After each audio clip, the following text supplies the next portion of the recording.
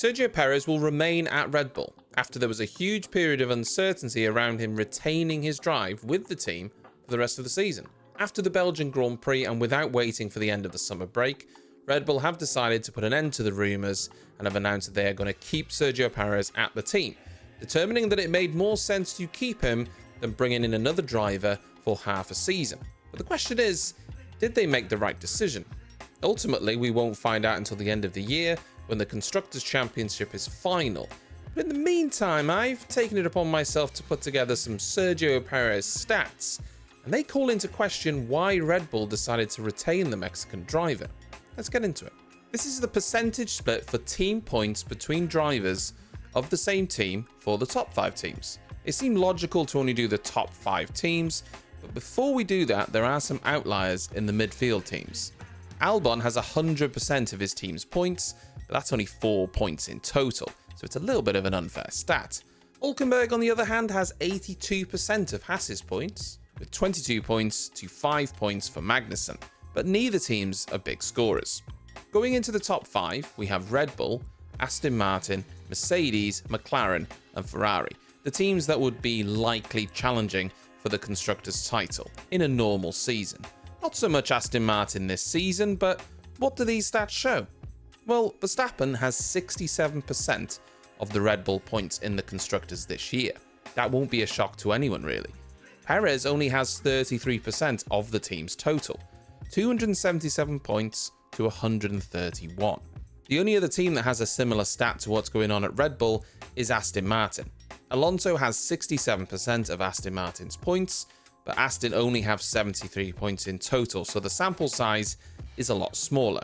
You could argue that Lance Stroll isn't considered a competitive driver, certainly when next to Alonso, but there has been some races recently where Lance Stroll has put up a good fight. The other top teams have more of an even share of the points. Mercedes currently have a 56% to 44% share in favour of Hamilton, although Russell has had a few no finishes that do skew that somewhat. McLaren is 54% in favour of Norris, and then Ferrari is almost a down the middle split between both drivers, with Charles Leclerc only having 52% of the team's points. But what if we look at the Red Bull split percentage if we only take into account, say, the last 6 races? How does it stack up then? Well, even with Max not winning every race recently like he did last year thanks to some stiff competition, a collision in Austria, and then the engine penalty in Belgium, he has 82% of the team's points, 106 points to 22. And Perez had so many opportunities to bring home points for the team, but he didn't take them. Why is this even important? Well, as of today, Red Bull have 408 points, and their nearest competitor, which is now McLaren, have 366. That's only a gap of 42. On paper, you might say, well, what's the problem? Well, imagine if McLaren had the pace they do now, but at the beginning of the season. McLaren have only really started to compete at the front after Miami, and they are now consistently taking more points off Red Bull because Piastri and Norris are scoring, whereas Max is the only one getting the bulk of the points for Red Bull. If they keep doing that, even if Max wins, McLaren are going to keep eating into that lead. At Belgium, Perez had a good qualifying, and after Verstappen's penalty, he started on the front row. Despite that, though, he went from 2nd back to 7th. Max, on the other hand, started 11th and ended up in 4th. It would have been worse for both of them if not for Russell's disqualification. The other top teams have both drivers pulling their weight, and Red Bull is the only one that doesn't. We could go into the whole stats of Gasly and Albon while they were at Red Bull as well.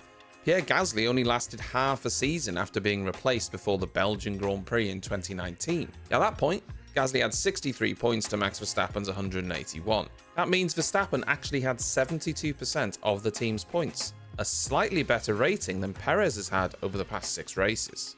Albon then fared significantly better when he replaced Gasly for the final 9 races of 2019. He scored 76 points to Verstappen's 97, meaning Verstappen actually only scored 56% of the team's points from that point on in the season, far more respectable.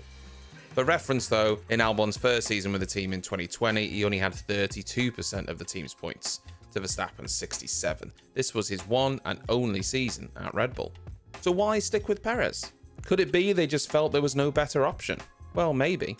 Ricciardo and Lawson are both waiting in the wings, but there is no guarantee that Ricciardo would do any better. Lawson would perhaps have been a better choice. They even have Isaac Hadz in Formula 2 looking like he's going to take the title. I suspect though that Perez has largely been saved by what he brings to the team off the track and not on it. Perez isn't the only Mexican driver to race in Formula 1, but he's certainly the most prominent and successful one. He's had 271 race starts with 6 career wins and 39 podiums, coupled with 3 pole positions, 12 fastest laps and over 1,600 career points. He's not an unsuccessful driver, and he's immensely popular in his home country of Mexico. In fact, his commercial value is very important to the team. Helmut Marko recently spoke about Checo and Latin America, saying, "Checo is also incredibly popular in Latin America. We sell more merchandise of his there than that of Verstappen." Now that in itself shouldn't be that surprising. Latin America consists of over 650 million people. And while clearly not all of them are going to be Formula 1 fans, it's obvious that it's a substantial market for them to gain fans and sell merchandise. The Mexican Grand Prix has only grown since its reintroduction onto the calendar. Having a Mexican driver in a top team is the cherry on top. He's a bit of a superstar over there.